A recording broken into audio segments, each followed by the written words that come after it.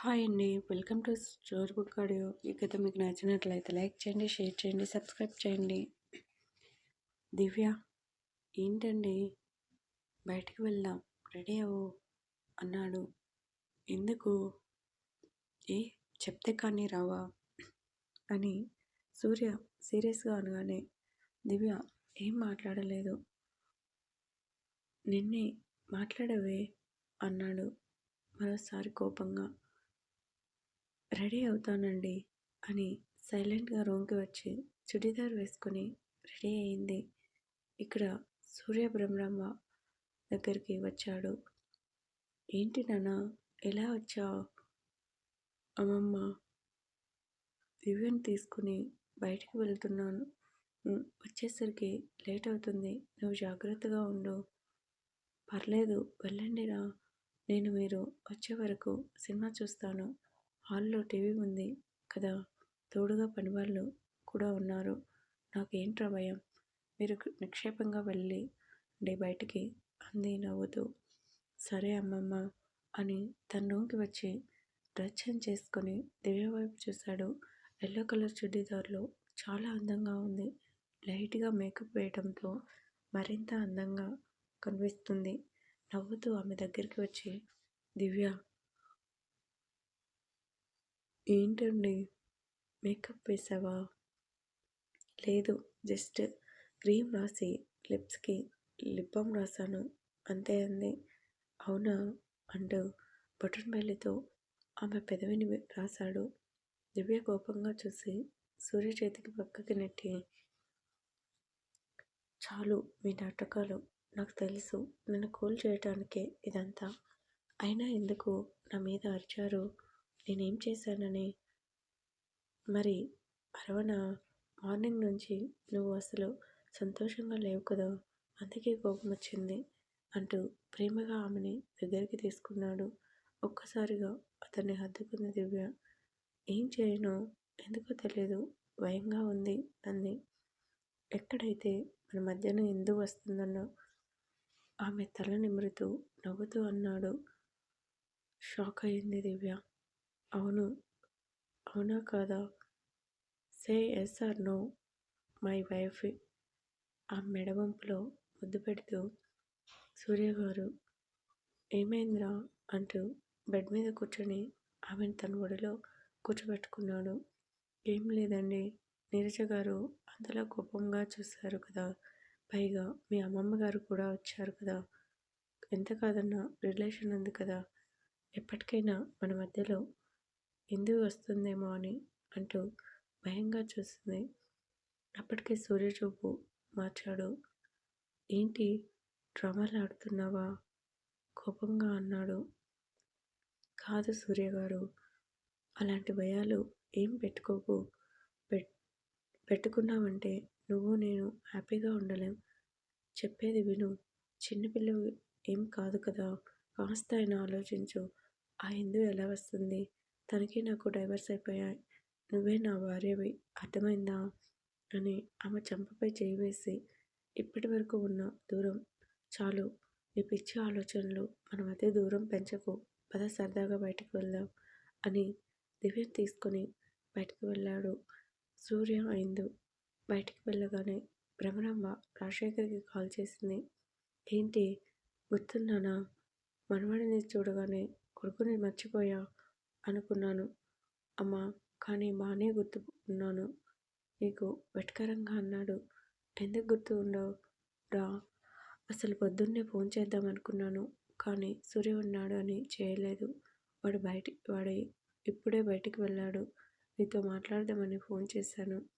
ఏంటి, గుడిలో నా భార్య మీద గొడవ పడ్డాడంట, అప్పుడే ఊదేసిందా? నీ మేనల్లుడు అన్న మాటలు బాగానే చెప్తుంది నా కొడలని, కానీ తన అన్న మాటలు చెప్పదు కదా. వాడేదో మరో పెళ్లి చేసుకున్నాడు అనుకుని నీరజకి ఎందుకురా అంత కోపం? అది కోపం కాదమ్మా, దాని బాధ అటువంటిది అన్నాడు. ఎంత బాధ? నా వాడిని ఎందుకు బాధ పెట్టడం చెప్పు, అయిపోయింది కదా, వాడిని ఎందుకు అడిపించుకోవటం అని బాధపడింది. సరే అమ్మా, వదిలే, అక్కడ నీకు బానే ఉందా? ఎలా ఉంది సూర్య వాళ్ళ ఆవిడ? రే, ఒకసారి నువ్వు కనుక ఇక్కడికి వచ్చి నీ మేనల్లుడిని చూసావంటే నీ కూతురు నువ్వు ఏం కోల్పోయారో అర్థమవుతుంది అని బ్రహ్మరమ్మ అనగానే రాజశేఖర్ ఏం మాట్లాడలేదు. మరుసటి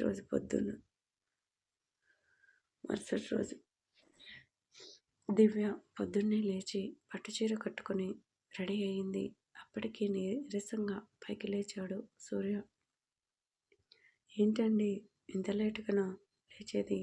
వస్తున్న నవ్వు ఆపుకుంటూ అంది. దగ్గరికి వచ్చానంటే మామూలుగా ఉండదు. నీకు నువ్వే వెళ్ళేది కాకుండా నన్ను కూడా తిప్పుతున్నావు. గుడిలో నీకు అస్సలు న్యాయంగా ఉందా అంటూ కోపంగా బెడదిగాడు శ్రీవారు. ఎందుకంత కోపం?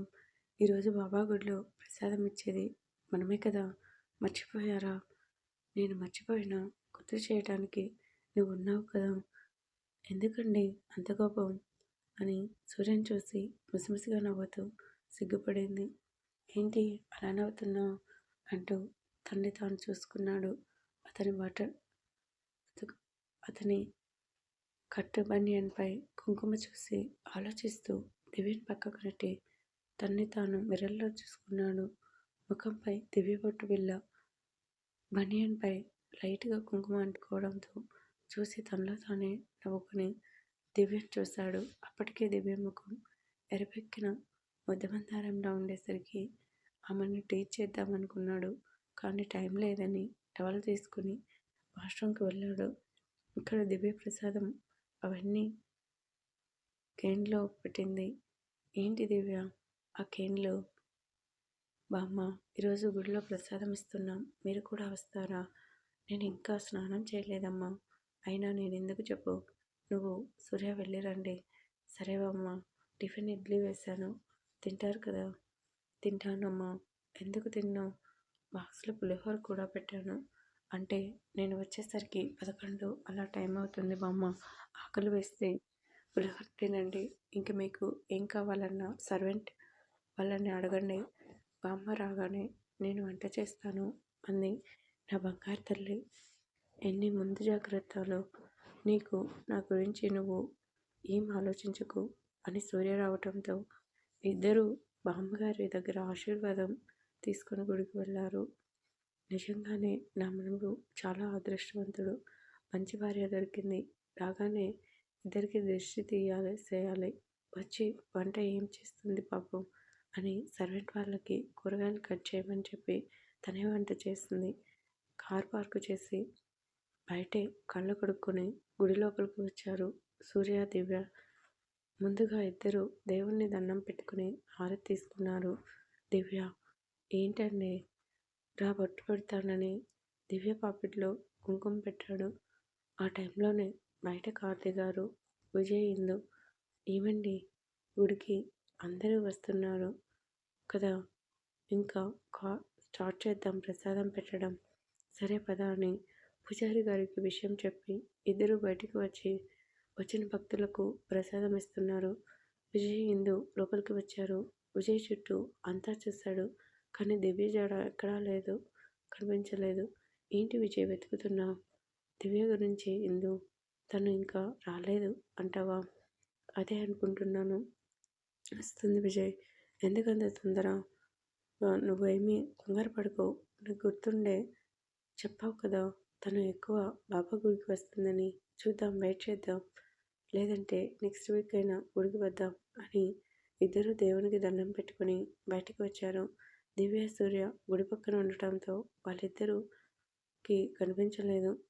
విజయ్, ఏంటి ఇందు, ఆకలిగా ఉంది, అక్కడ ప్రసాదం పెడుతున్నారు, పద వెళ్దాం. సరే అని ఇద్దరు చెరో లైన్లో నిలబడ్డారు. సూర్య, దివ్య ఇద్దరూ ప్రసాదం పెడుతున్నారు. సూర్య నవ్వుతూ చేయి చాపిన వ్యక్తిని చూడగానే షాక్ అయ్యాడు. విజయ్తో మాట్లాడుతున్న ఇందు, సరే ప్రసాదం పెట్టండి అంటూ నోట్లో మాటని ఆపేసింది. ఎదురుగా సూర్య నుదుటిని పట్టిన చెమట తుడుచుకుని గరిటెతో ప్రసాదం తీసి చేతిలో పెడుతూ విజయ్ని చూడగానే షాక్ అయ్యింది దివ్య.